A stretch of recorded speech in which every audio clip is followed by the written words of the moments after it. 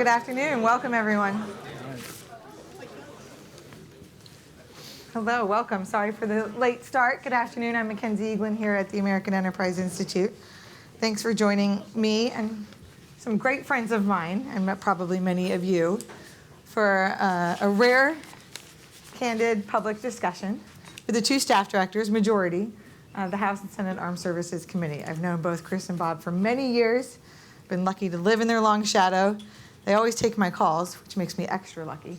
And I was able to wrangle them over here to have this conversation at just the right time to talk about the remarkable work that they've done, not just this year, I think, but the last 2 years in the defense policy bills, with a particular emphasis this year, of course, again, on defense reform and increasing readiness. And I know both gentlemen will want to talk about that.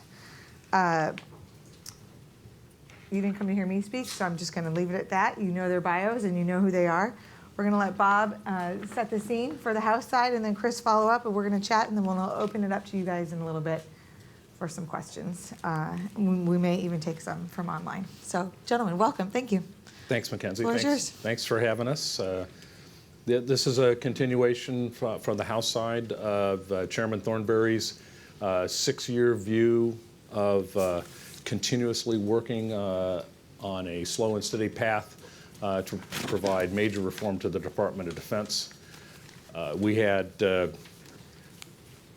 instructions to make the defense bill smaller, which we did. Actually, the core bill is smaller, but then by the time you get done adding acquisition reform, UCMJ, healthcare, and a few other pieces, elements of Goldwater Nichols, we ended up with about a 35% larger bill.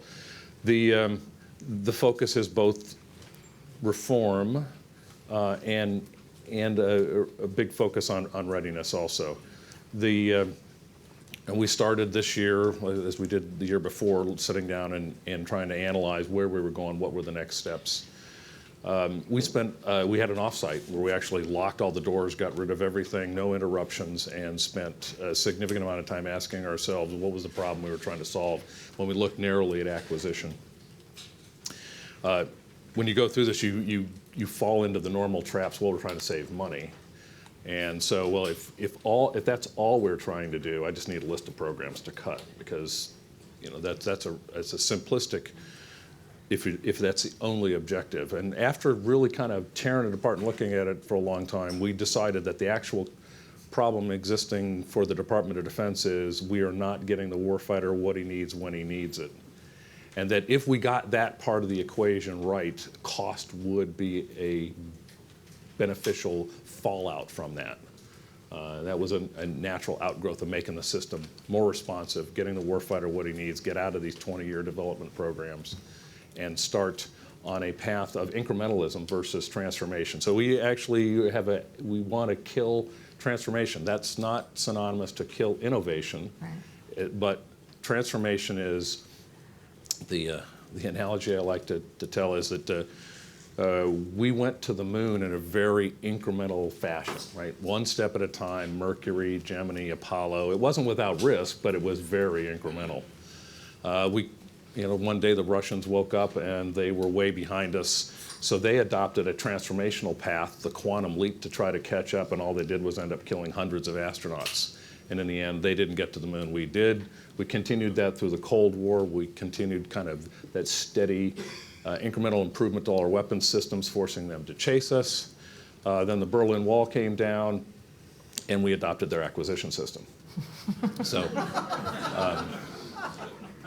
that's I think Bill Greenwald would say true. We're trying to get back to incrementalism, make our opponents chase us. As long as we have 20 years between major innovation, that's time for our near-peer opponents to poke at us asymmetrically. But if we get back to the F-16 we fly today is not the F-16 we launched back in the 70s, nor is like the Arleigh Burke destroyer is not the same one that was first launched in 1991, I believe.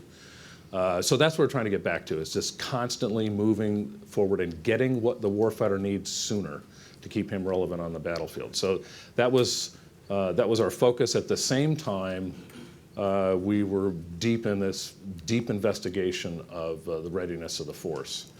And you probably have all seen the news stories.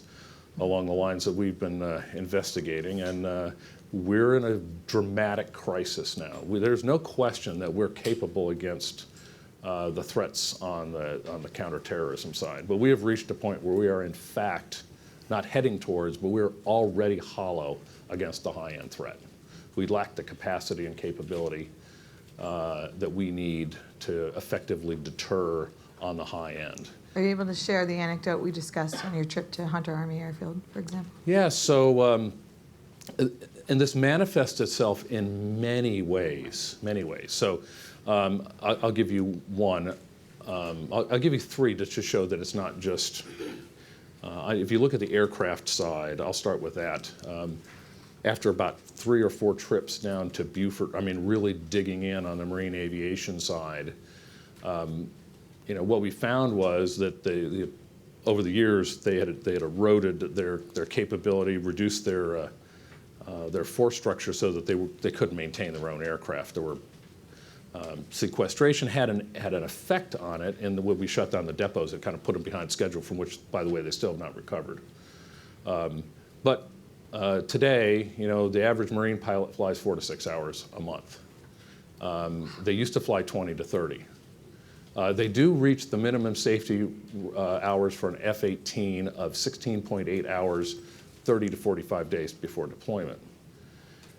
So, but what really happens is that means that for a significant period of the pilot's life, he has a permanent loss of experience. Because you don't get that back, and the whole time they're advancing. So, put it bluntly, we fly about as much as the North Korean pilots do, and about 3 times less than Chinese pilots do today.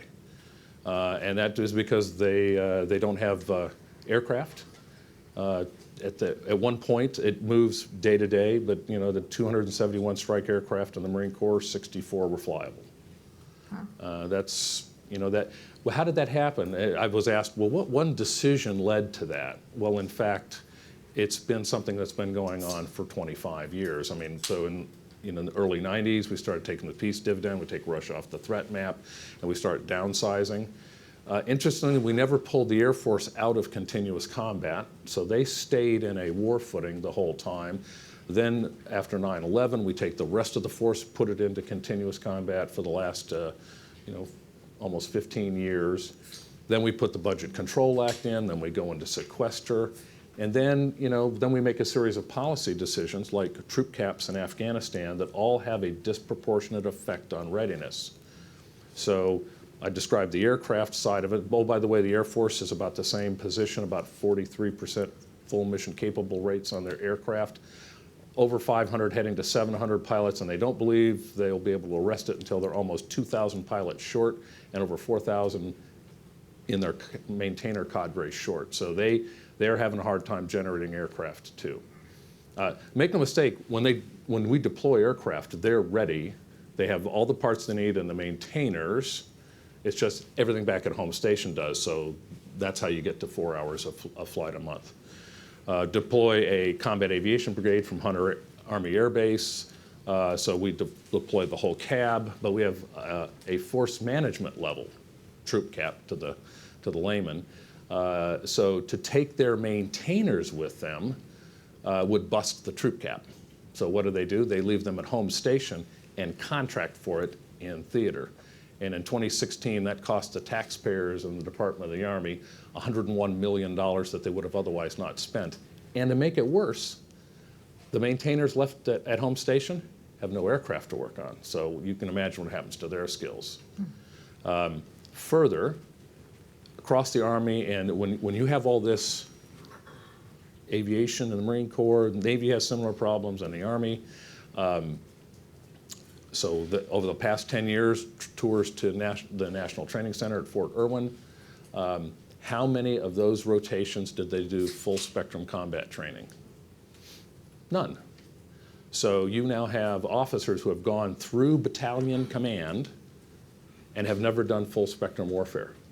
That's the future leadership of the Army, the Marine Corps, the Air Force, having not done that because we've been in the CT fight.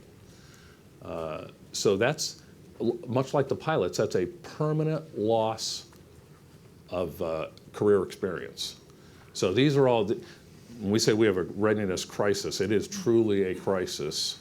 The Department of Defense on the civilian leadership side says there is no readiness problem. But there is no getting around the data. The data is unmistakable. You can't debate it.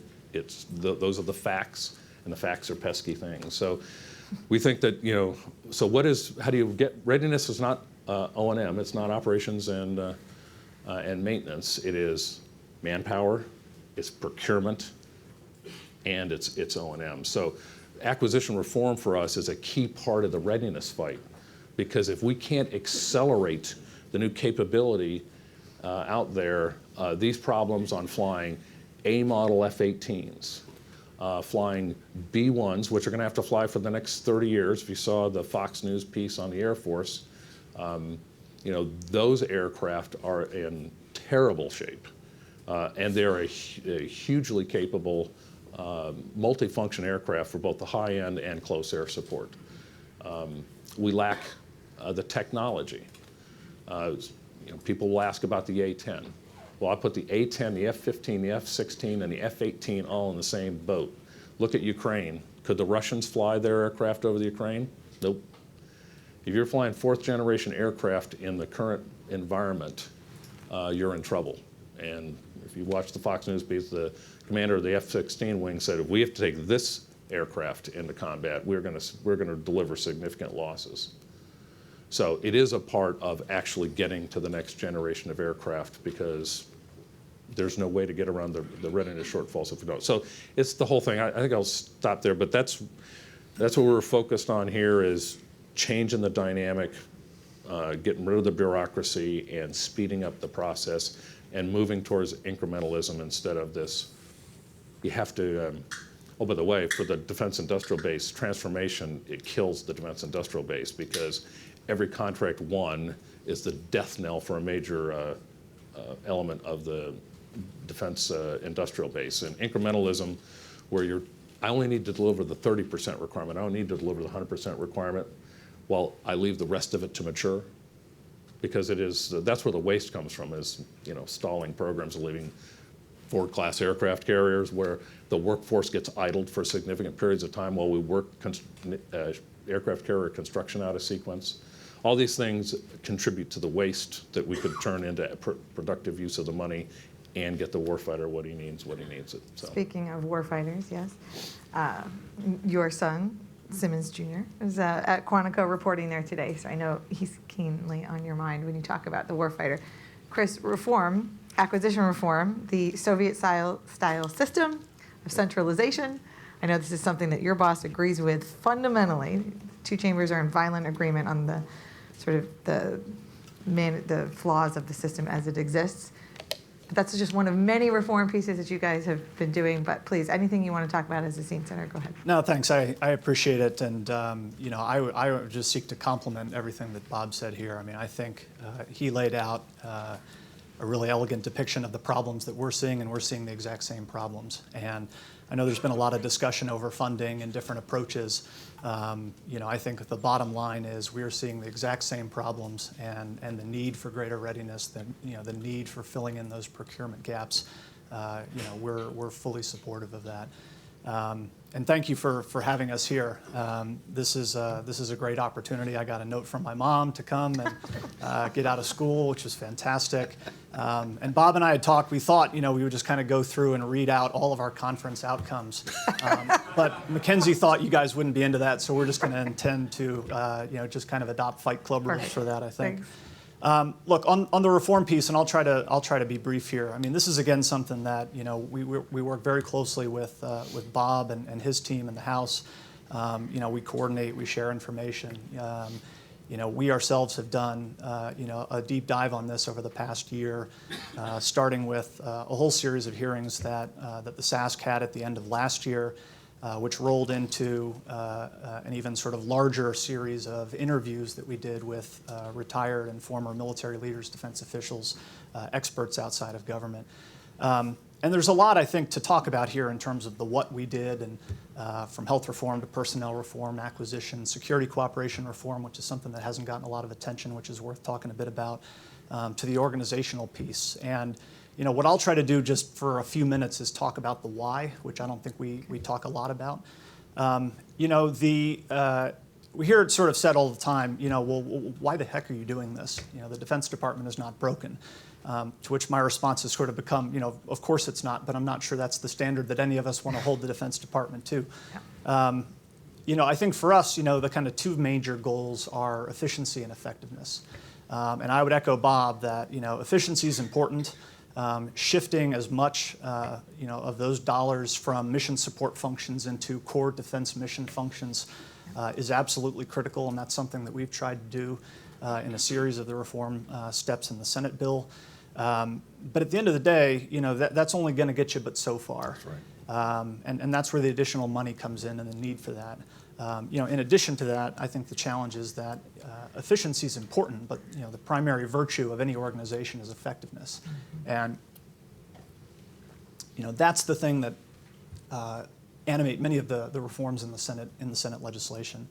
I think what we look at is a situation that's really changed fundamentally over the past 30 years. We see a worldwide sort of geopolitical environment that's very different than it has been. I mean, Bob mentioned the sort of reemergence of the high-end threat.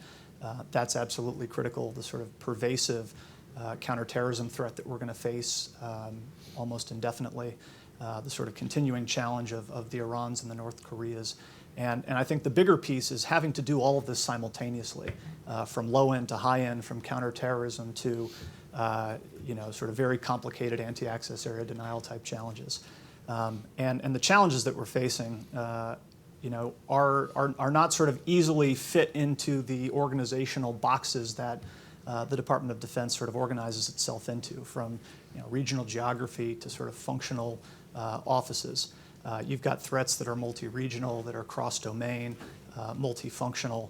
And I think on this, there's broad agreement. I think the challenge becomes what to do about it. I think from our standpoint, the two major things that I would sort of highlight are innovation and integration. I think with respect to innovation, here too I agree with Bob, the Soviet-style acquisition system. I think the challenge that we have, is the need to move faster. The need to get not let the perfect be the enemy of the good.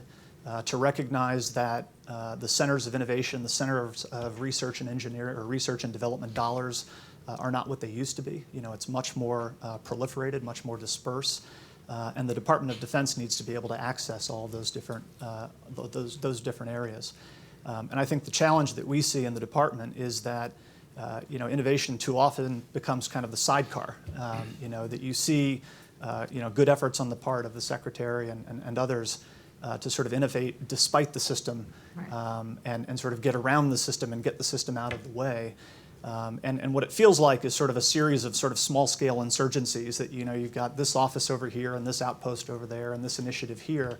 And it's very ad hoc, it's very imperfect. And I think ultimately, to some extent, it's designed, all of these different little ad hoc initiatives are designed to get around the problem.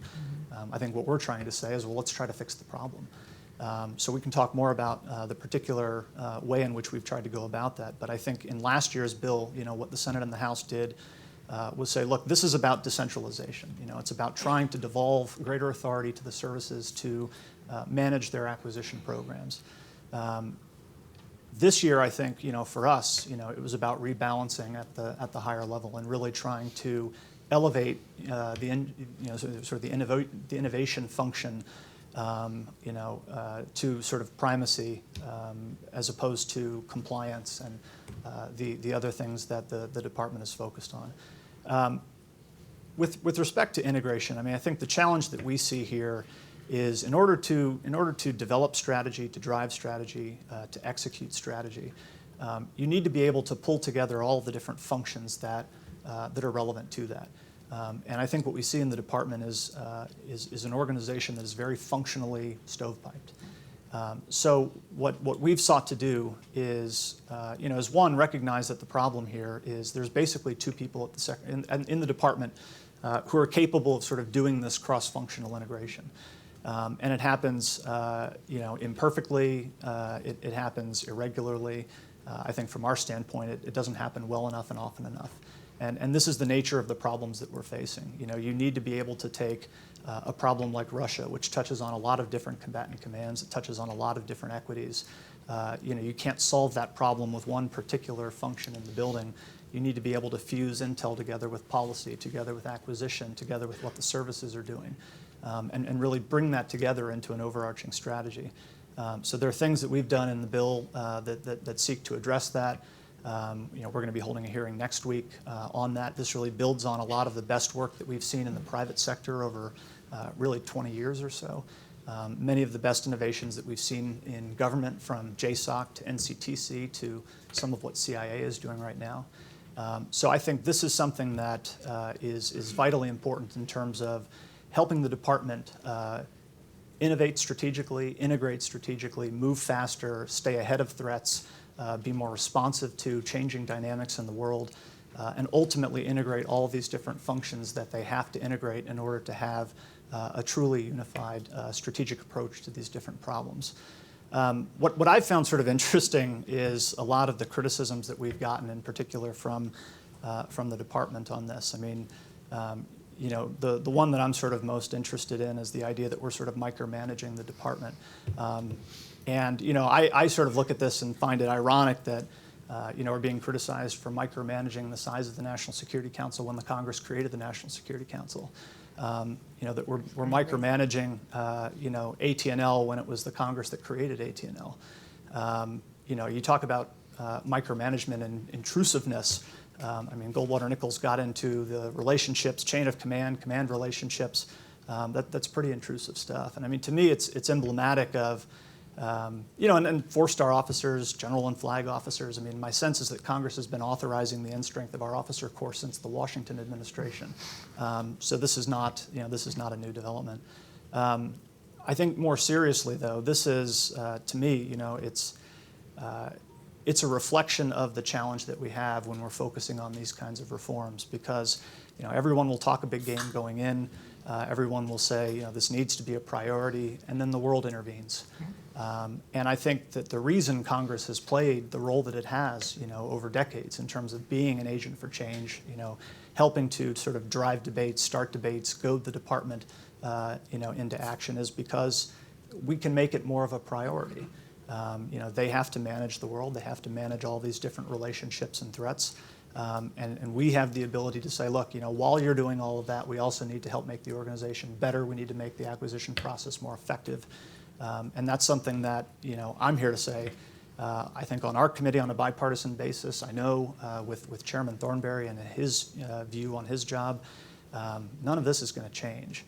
So my hope is that the department will recognize that Congress is really sort of a critical stakeholder in this, and this is something that we can work together very effectively. And now that we've gotten the sort of the histrionics out of the way and the airing of the grievances, I think the intent is to sit down and really try to work this through.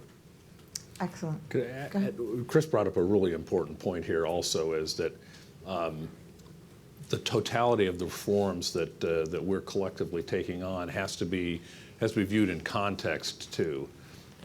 We're doing it because it's the right thing to do and it's necessary to do. But what shouldn't be confused is there is no way that even coming to full fruition on all the reforms and goals that we're trying to do, that those reforms will generate enough funding within the Department of Defense to fill the funding gap. We're talking of $100 billion or more a year to get the problems fixed. So we will certainly generate savings from these reforms, but even if you add up reducing the civilian workforce, reducing the general officer corps, making acquisition improvements, that will never total the gap that we have today. So when we talk about the discussions on the budget that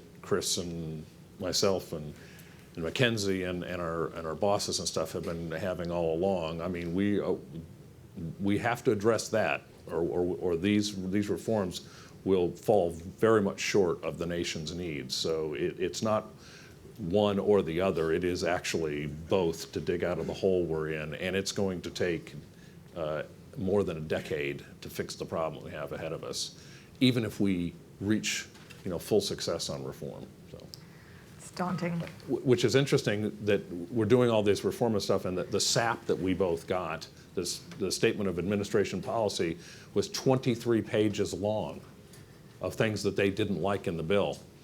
Let me contrast that. If you take their Guantanamo plan and their ISIL strategic plan and put it together, those don't add up to the number of pages in their complaints of what was in the NDAA. So. I did not know that. I just want to ask a question. We hear often about challenges of civil-military relations, but in this case I want to talk more about intergovernmental branch relations. So defense, civilian leadership in Congress. Having spent some time over there and on the Hill, going back to 9/11, different Secretary of Defense, I'd characterize him as forceful, maybe a bully, on the worst case extreme in some extent. I've noticed a strong arming of the department that's lasted more than a decade and a half for at least that time to the legislative branch. And it was okay after 9/11 because everybody was in it together to try and prevail in Iraq and Afghanistan. But that culture has persisted, I think, at the most senior levels. But what do I know? I'm not on the Hill. So I would welcome your thoughts on sort of the relationship between, and this is going to be a general question, defense leadership and Hill leadership. Just to your point on the SAP length, to your point on the micromanagement, that pesky Constitution, is important. And you don't just have the power of the purse, but you have the power of oversight and subpoena authority. Your job is to conduct rigorous micromanagement, if you will, of the department, depending on one's view of management.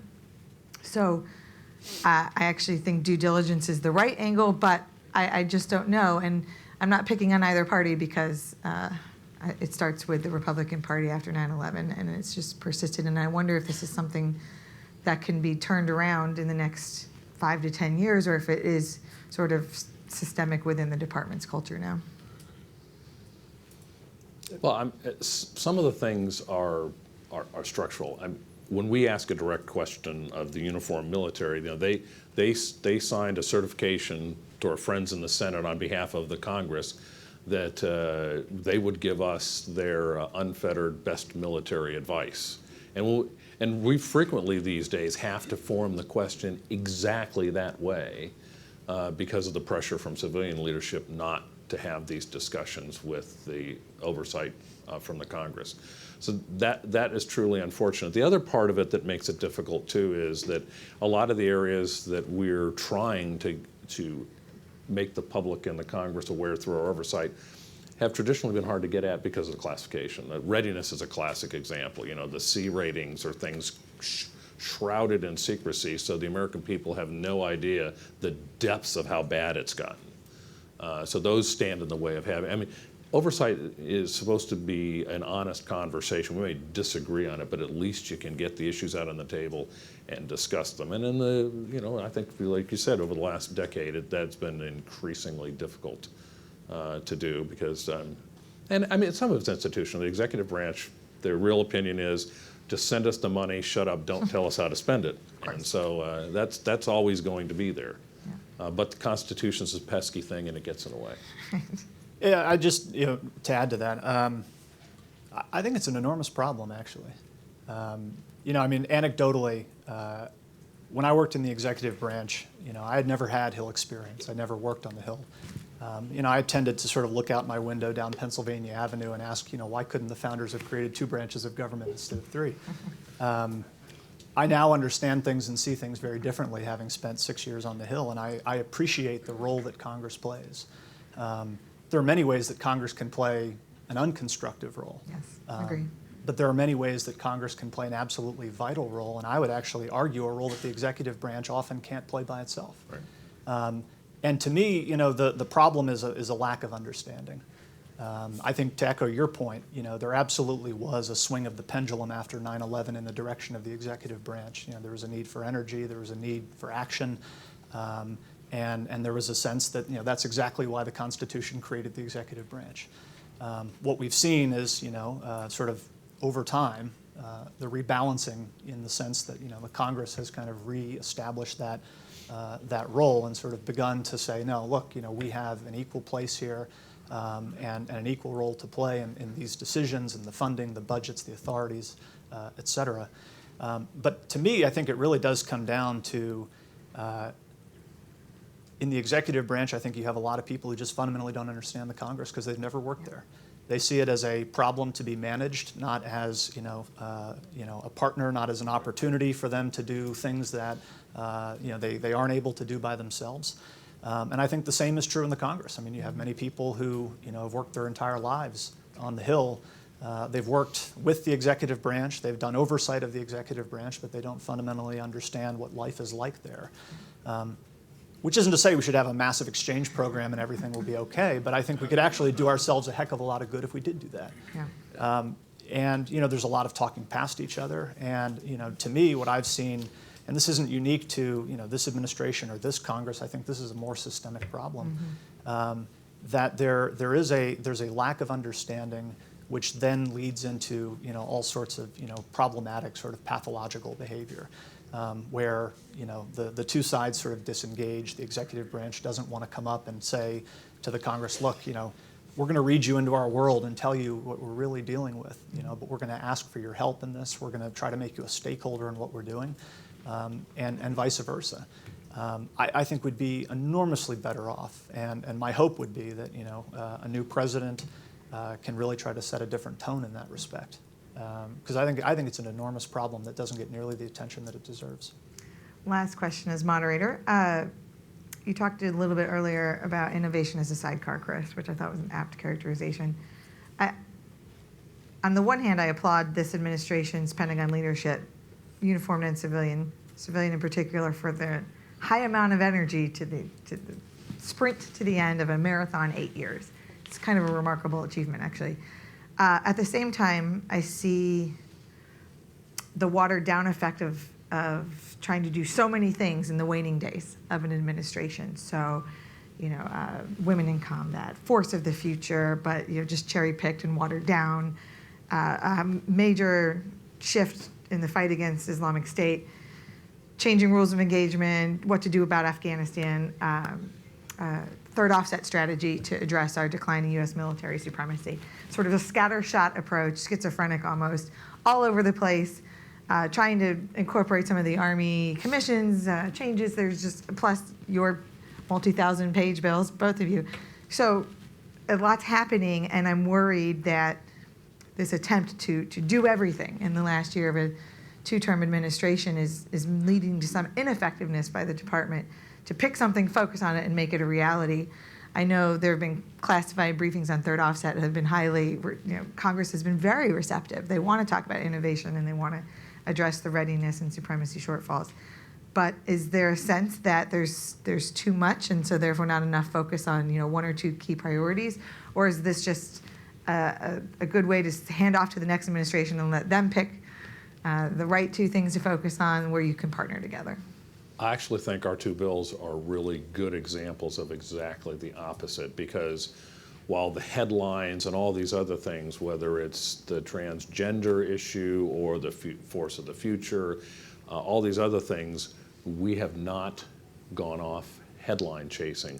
We have our strategic plans, we know where we are, we know where we want to get to, and we've taken some criticism for not addressing the other issues, because I'm not saying those aren't all important issues, but when you rack and stack against the criticality of those existential needs of the country, we have stayed focused. We have not gone off and chased those issues. We said, this is where we're going, and we're going to stay on track and try to be the steady eddies on this stuff. So I think we've done exactly the opposite, because I do think,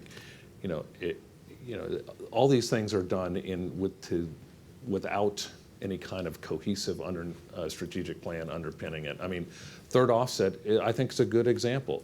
We support third offset. But how do you do third offset, which is a 25 and out look when you have a drastically and accelerating decrease in deterrent capability in the current geopolitical situation? It's kind of like, well, I can't solve that problem, so I'm going to look out 30 years, and that won't work. I mean, we need to have that innovation, but you have to address the problems confronting the department today. So I agree. I think there's no cohesiveness. They've gone through 4 secretaries of defense. That makes it hard to have a kind of cohesion and continuity of plan when you go through that much leadership change. So I think you've described it accurately. Yeah, and I would align myself with that. I mean, I think our view is, Senator McCain is not doing what he's doing for the sake of just trying to make a longer bill. He's not trying to pick fights because he enjoys it. We're looking for things that we think need to be changed to make the department and the nation better off. And I think his view and all of our views is either we're here to do it or we're not. We don't have an ability to say, look, are we going to be in a position to continue this work in a year and 2 years? I think for us it was always a matter of let's try to define an agenda, start a debate, and build a consensus, in the Senate together with the House. Of what are the things that we really need to work on. Because, look, we have a long bill, but we don't solve all of the problems. This isn't like reform is going to be finished this year. Right. This is ultimately going to be a baton that has to be handed over to whomever the next chairman of, the SASC and the HASC is. Hopefully it will not be a baton handed over to anybody. Whoever the next president, the next SecDef is, this is something that's going to have to continue for a long time. I think from our point of view, our sense is, let's get started on all the things that we think need fixing. And we may get further down the road on some of those things than other of those things, but let's try to sort of light a path here and say, here's where we need to go. Let's put some ideas out there, and see what kind of a consensus we can build. Well, congrats. Kudos to you both for your tremendous hard work and your well-written bills. All right, we're going to open it up to questions. We have just a few minutes, so take your opportunity. We have some mics, so please wait for those so that everyone in the room can hear you and our live stream as well. And I can help. I'll help moderate. Okay, we'll start right here then. Adam Powell from the University of Southern California. You said lack of cohesion. Chris, you used the word stovepipe. That's a structural problem, not unique to DoD. Certainly it's a problem in cybersecurity in my area. What would you suggest as ways of addressing the stovepipe issue to address something like Russia or other key challenges? Sure. I direct you to Section 941 of the Senate bill. That's our answer. And our answer is that the Secretary needs a mechanism to integrate across functions in a way that allows him to pull, or her, to pull the relevant components out of those different functional areas of expertise, centers of excellence, bring them together and integrate them in a way that's focused on achieving a mission. So what the provision in the Senate bill does is simply direct the next Secretary of Defense to identify a discrete number of the highest priority missions that the department has left at the Secretary's discretion. So that can be, ISIL, it can be Russia, it can be cybersecurity or anything else. Assign a team leader, so we're not adding bureaucracy here. We're talking about, identifying someone who can be the leader of that team. And then empower that individual with, one, a sense of what the goal is, two, the ability to pick a team that represents the different functions that are relevant to the achievement of that goal, and then hold that person accountable for providing advice to the Secretary of Defense that integrates all the different functions that are relevant to achieving that mission. Right now, there isn't a mechanism to do that. You have assistant secretaries, you have undersecretaries, but they can't integrate themselves. They're all equal. So what it ends up being is, the SecDef, the deputy, oftentimes trying to do this in a very ad hoc way with what limited bandwidth they have amidst foreign travel, domestic travel, sit-room meetings, foreign visitors, et cetera. So this is our answer, which was informed by what we see as really kind of the best practice in the private sector. When you see high-performing companies, this is the key to how they organize and innovate. It's what places in the U.S. government have done well. It's what General McChrystal did at JSOC. It's what NCTC largely has done. It's what Director Brennan is trying to do now at CIA, is my understanding. So this isn't a new idea. I mean, I think my view on it is it's actually a remarkably old idea, and it's something that I think the department could take and really run with to great effect. We'll go to Tony and then to you.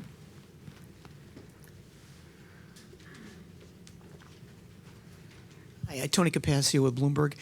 Can you cut to the chase and give us 3 or 4 examples of the toughest conference items? And for Chris, do you think the F-22 study requirement that's in the House will survive and become a policy directive? I'm shocked by the question. Yeah, look, I don't know. I mean, I'm not gonna get into that's not my call to make. And quite candidly, I think Bob and his team are working through the bill that the Senate just passed last week, and we're working through the provisions in the House bill, and we're going to start sitting down and going through all of this. But I'm not here to start telling you, where the conference is going to land. In terms of big issues, I think again, the objectives are the same, the intent is the same. But yeah, we've got work to do on funding, on defense health, on some of the acquisition reforms. But my view is we work through those every year.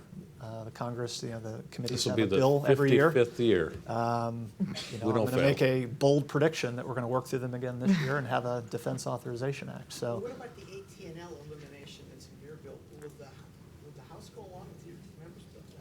I mean, I think if you look at the path we started on together last year, where we're trying to push acquisition back into the military departments, the big challenge that comes up with that is everybody says, well, then we'll go back to the practices where the military departments run amok, because that's what they'll do. And so I turned to the civilian leadership, just like Chris did, and I said, so who has the authority? And the answer comes back, well, AT&L does. And I said, no, he doesn't. Who has the authority? And then there's a long pause, because even inside the building, they don't understand their own organization or what Title 10, what authorities derive from Title 10. And finally I say, well, in a corporation, who has the absolute authority? And they'll immediately answer, well, the CEO does, because he's got hiring and firing. He's got hiring and budget authority. I said, no, so good, right answer. Now let me ask you the question again. Who has the authority in the Department of Defense? The Secretary of Defense does. So if the military departments run amok as we go to this decentralization, it's the Secretary of Defense's problem, and it's therefore the Congress's problem on oversight to hold the Secretary of Defense accountable. So moving around and trying to get the wiring diagram right to make it more effective, as Chris said. I mean, there's a whole bunch of paths to doing that. We're going to take a hard look at what they've come up with. But it's clear that nobody can say that the system as it currently has evolved. And Congress has a lot of blame on that. We've created this completely risk-averse culture. And this is, Chris used the term, we need to take more risk, because the cost of avoidance is 10 orders of magnitude higher than the cost of occurrence. So of bad things, right? And so we regulate by crash here. So look, we're going to take a look at that. I don't think it's completely inconsistent with the path we already started last year. So we just have to figure out, that's what conference is about. Our founding fathers were brilliant. The whole process going from subcommittee to full committee to floor to conference and then back to the floor is a perfecting process. And I think from the 13 years I've been here that every year I can say that the bill that we ended up with in the end, through the collaboration and combining of both of our efforts, was always a better bill than what we started with. And I don't know that I have an opinion on that one way or the other than we're going to work together to figure out how to make the Department of Defense operate better. Yeah, and just to briefly add to that, I mean, the process of sort of dealing with the department in this respect, I've sort of come to feel like it's a 3-act play. Act 1 is this is the worst idea we've ever heard. It's going to be the end of Western civilization as we know it. Act 2 is this is a really horrible idea, and then like Act 3, 7 months later is, hey, we've got this great idea. Which is, very interesting as we kind of go back to the debates we were having last year about decentralization. It sort of went through this process, and now, we are very happy to see the department sort of claiming credit for this. Right. Works for us. Yeah. I think my hope will be that, we can sort of shorten the process that we have to go through here with some of these provisions, and I'm not here to tell you that everything in the Senate bill is perfect. I mean, I agree completely. The House has a tremendous advantage here because we get to go first. So we put out our bill and we hear from the department, oh my goodness, that is the worst idea. That is terrible. But it's pretty short-lived because the Senate comes out with their bill, and then we're off the hook. So it's really good to go first. Okay. Can I chime in on the F-22? I think step back from the specifics. I mean, this isn't any different than the A-10 or any of the rest of it. If right now we're flying 4th-generation fighters, so regardless of how passionate you're about A-10s or F-16s, they have the same problem. We're facing threats today with our aircraft that are not easily solved. And so somebody simply raising their hand and saying, is there an intermediate position vice of when it will take, how long will it take us to get to a 6th-generation jet, which we need to get to? Somebody's simply asking the question, does it make any sense given the shortfall that we currently have to revisit making more F-22s? That isn't a conclusion, that's simply asking the question because right now our 4th-generation fighters are in trouble. All right, so I think that's all that came, that came from a member. So I mean, I think it's an okay question to ask, and I'm interested to see what the answer is. So. And the Air Force is looking into it. Right. They're leaning in that it's cost prohibitive. I'm sure you'll hear that coming from the department. Absolutely. Soon enough. Okay. My name is Li Yang. Thanks for your presentation. I just wonder if you can address several issues that can improve the accountability of the Department of Defense and try to avoid the privacy of surveillance, the type of things, and whether you can improve the citizens' input. I know several years ago, Department of Defense, they allow political candidate to have some input to your recording machine so that you can send to the military overseas troops so they can participate in the election process. And whether, the POGO, the government oversight, they really suggest there are some ways that they should eliminate, whether there is a plane or fighters or something like that. And I'm thinking that a lot of diplomats or military overseas, they say they really don't have that kind of quality. They have a distortion of the truth. They would label people who are with a dissent or opposing view, label them mental ill. And at this time, many times, violence involved We're mental with the ill. surveillance and privacy question, and whatever you touch on in the bill, which is in your jurisdiction, it's probably very limited. On surveillance and privacy? Yeah. It's most of that's domestic. Right. That would be Judiciary Committee, Homeland Security.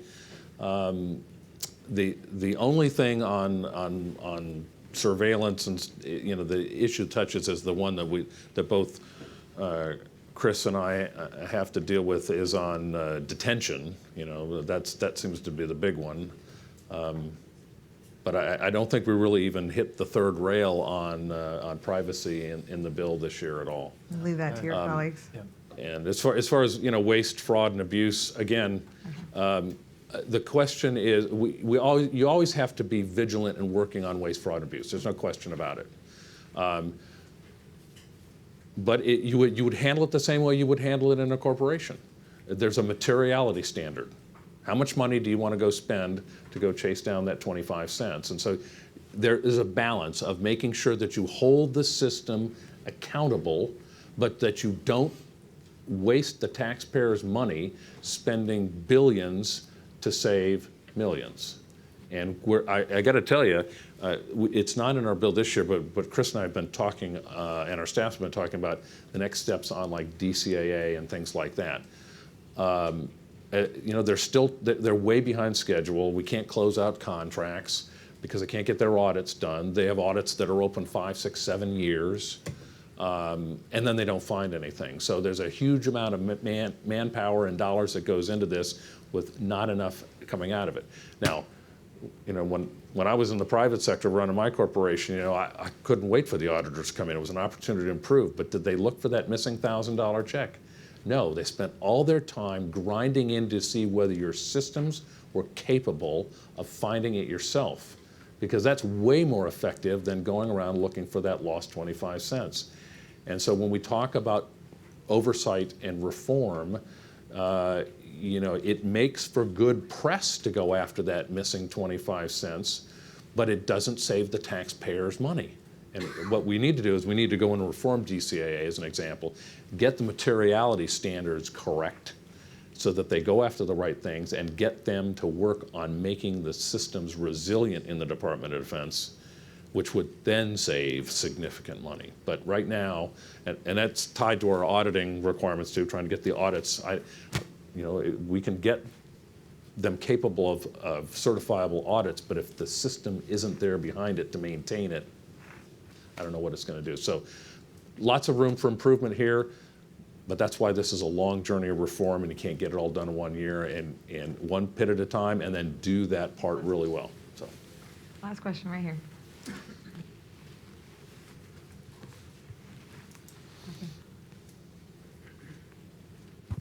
Hi, Pavan Rajgopal, Georgetown University. I wanted to ask you about Chapter 12, which makes some pretty significant reforms to the security cooperation enterprise, but hasn't received that much attention. What sort of informed the approach in the SASC version of the bill there? How do you see that sort of shaping out in the final bill, and how do you respond to sort of criticisms that building partner capacity programs have taken away money that should go to warfighting, or that that they've been ineffective over the last couple of years?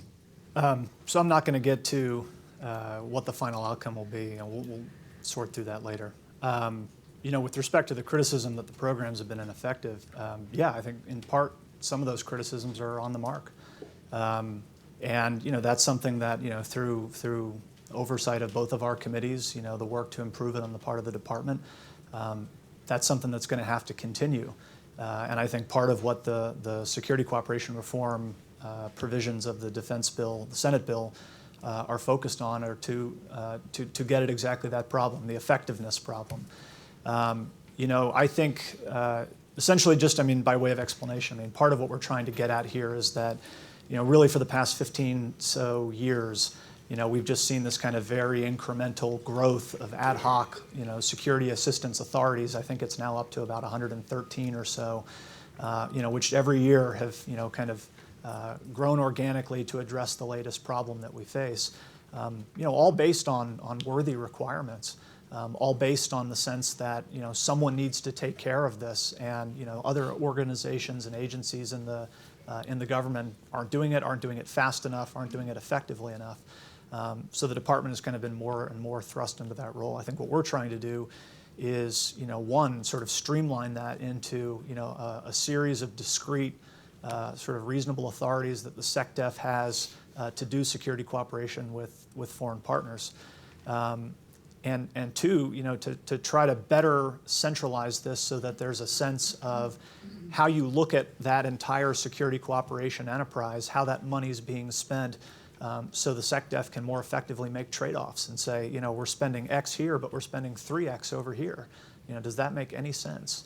And right now, that's a very difficult picture to put together for the Secretary, and I think this is something that we're trying to get after with these reforms, amidst other things which we don't need to go into. I think there's two things that we think need to be solved, and I think Chris is headed on the right track to that. But the two things to keep in mind is, the one that Chris pointed out is, the Department of Defense unfortunately has to step in and do things that probably would be better done by other agencies. But over the last 15 years, even we're working with administrations from both parties, they're unable to build that, what I would call organic expeditionary capability in other branches of other agencies of the government. So it falls into the capability of the Department of Defense, but maybe not its true mission set. The second part of it is what Chris is getting to on this centralization. One of the weird phenomena of this is, each time we try to create a fix to BPC program, so, well, we need this because the previous program is no longer nimble enough to do this. Well, I will tell you, it's not Congress, it's the Department of Defense that bureaucratizes each authority we give them. So it creates a proliferation because we give them an authority, they lard it up with people and rules of engagement, and they bog it down, and then they come back and ask for a new authority, to constantly trying to get around it. I mean, we're using cooperative threat reduction money to do counterterrorism stuff because they can get to it faster. They can create an argument that, well, we can kind of thread the needle on what the authority was used for, hold our mouth right and use it here, because then they don't have to go through the hoops that they created on their pre-existing authority. So part of the problem too is getting them to stop bogging down and bureaucratizing their own authorities that we give them, and centralizing it will probably go, some measure to try to stop that. And to be clear, I mean, centralization of oversight.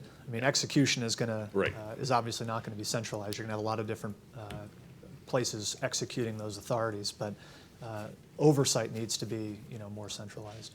Do you want to do another we're question gonna- or two? Or I mean, I'm Okay. happy to if you've Okay. got time. We'll take our last one, and then you both will have a quick opportunity for closing remarks. Anything you want.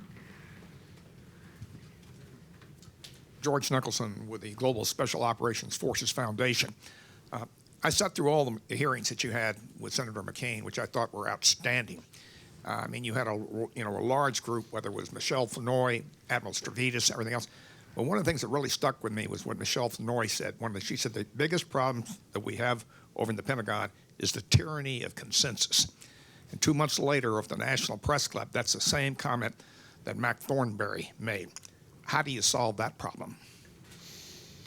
Well, you can delve into QDR specifically, or just in general, just this challenge of lowest common denominator. We both took a whack at that. I mean, there's certainly a disconnect in the whole strategic planning process and the documents, where you can actually have a QDR without a viable or updated national military strategy. So I think we both pulled out pretty big machetes on that and trying to fix that, to try to get some alignment there. But I think there's one problem that Congress probably can't legislate but could have a big impact on, and that is that I don't care what the organization is, you can't legislate good leadership.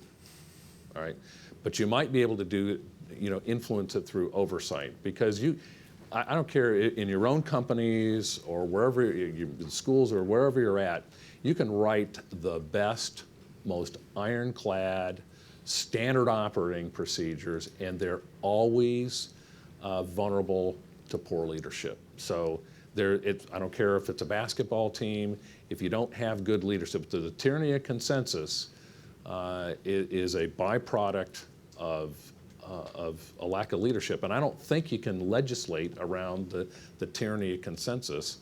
You need to get some good, consistent leadership. I think it's difficult when you go through that many secretaries of defense in 8 years to have that, to be able to work that issue, because there's too much churn. You need stability, and you need some strategic underpinning of where you're going to try to, you do the same thing in a company. You come up with a vision, you show everybody what's in it for them, and get everybody to put their hands on yours and go in the same direction. That's not the environment we have in the Department of Defense right now. I mean, it is like this, and so tyranny of consensus. I mean, I don't think they get to consensus on anything these days. Can I? Yeah, it's a good question, and it's a serious question, and it's one that we actually spent a fair amount of time on, because it wasn't just Michelle. It was a lot of other witnesses who identified the same problem. And I think from our standpoint, I agree 100% with Bob. I mean, you're never going to be able to legislate good leadership, the right people, et cetera. I think as we kind of analyze this, I think the conclusion that we kind of came to, or maybe I should say it's more of a hypothesis, is that the tyranny of consensus is a problem, but it's also a symptom of a deeper problem. And the deeper problem is that the way the department is organized drives it toward consensus as a way, and actually consensus is the wrong word, it's more concurrence, because it's not consensus. Right, it's right. everyone agreeing that this thing is the least hateful thing that we can all say we're willing to pass up the chain. Right. And that's the way that it attempts to compensate for the fact that it's got a massive organization with massive amounts of missions and work. And two people who are capable and empowered and have the authority to actually pull all of the different piece parts together and formulate integrated strategy and actually execute it. So what you get is, the way the organization, in my sense, the way the organization compensates for that deficiency is saying, let's just send things up that can be fait accomplis. Let's send things up that the SecDef and the DepSecDef don't have to devote some higher brain function toward. They say, well, look, these 14 offices all think that this thing is concurred and good to go, so sure, just move it along. I think, again, to come back to what we're looking at, this notion of cross-functional teams, I think, is designed to try to address that problem, to try to say, look, let's get around the tyranny of concurrence and try to actually create some mechanisms and tools for the secretary to empower teams that are integrated, that can actually provide recommendations that aren't necessarily going to be the things that are the lowest common denominators that everyone can agree is least threatening to them. So maybe that doesn't work. You can't legislate leadership. I agree with all of that, but I do think that at the root of this, there are organizational problems. And maybe there's some things that don't need consensus. I mean, so some of the symptoms that Chris is talking about, I mean, just think about it. As much as we all, are supportive of third offset, why is the Deputy Secretary of Defense the guy running third offset? That's not his job. So if he's doing it, something's drastically broken. That should be happening at a level below him. There are things that maybe are being done at the Joint Staff or an OSD that it should be in the military departments done, and quit trying to drive to consensus on everything. And so, it's getting everything at the right level, and that's probably going to take more organizational changes along the lines that Chris is talking about. So you're headed into conference. Congress will then rest for recess. Hopefully we'll come back in the fall with some more definitive answers on where things are headed, but no speculation on timing unless you want to, and final words, parting thoughts. Well, you and I aren't getting any I was going to say, I don't plan to get recess. recessed. No vacation for you. There's no summer vacation for the HASC and the SASC.